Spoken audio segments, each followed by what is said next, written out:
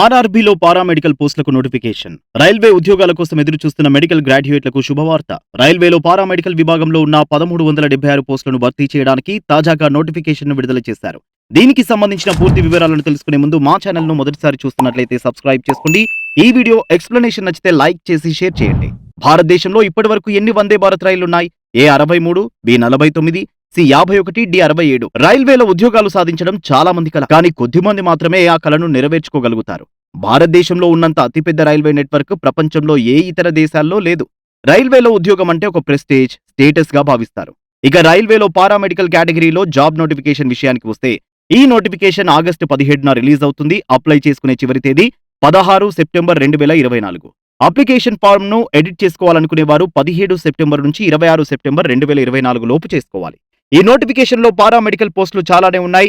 Dietitian, nursing superintendent, audiologist, speech therapist, clinical psychologist, dental hygienist, dialysis technician, ఇలా దాదాపు 20 కేటగిరీలో జాబ్లున్నాయి. పోస్టును బట్టి నెలకు 20,000 నుంచి 45,000 రూపాయల వరకు శాలరీ ఉంటుంది.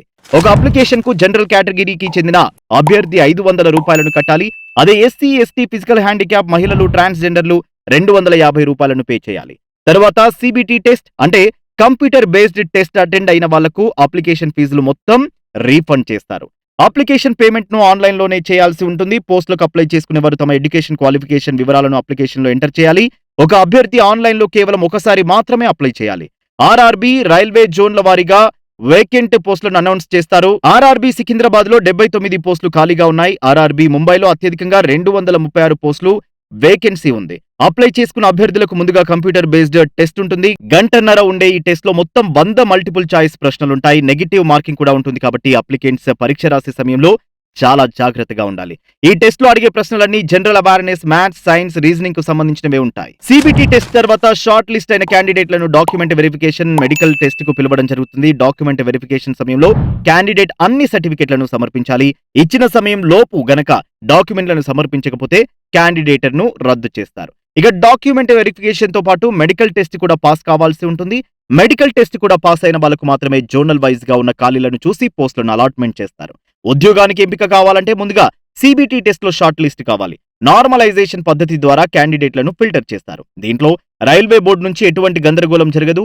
పరీక్ష రాసేటప్పుడు చాలా జాగ్రత్తగా ఉండాలి. నెగిటివ్ మార్కింగ్ ఉంది కాబట్టి సమాధానం ఖచ్చితంగా తెలిస్తే మాత్రమే ఆన్సర్ చేయాలి, లేకుంటే వదిలిపెట్టాలి.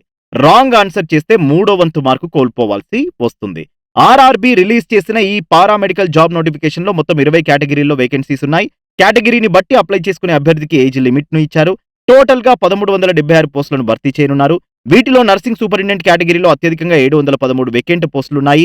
తరువాత ఫార్మాసిస్ట్ కేటగిరీలో 246 పోస్టులున్నాయి. ఆ తర్వాత హెల్త్ మలేరియా ఇన్స్పెక్టర్ గ్రేడ్ 3 కేటగిరీలో 126 వేకెన్సీలున్నాయి. అన్ని కేటగిరీల్లో అతి తక్కువగా స్పీచ్ థెరపిస్ట్ కేటగిరీలో ఒక్క పోస్టు మాత్రమే ఖాళీగా ఉంది. అభ్యర్థులను మరోసారి అలర్ట్ చేస్తున్నాం.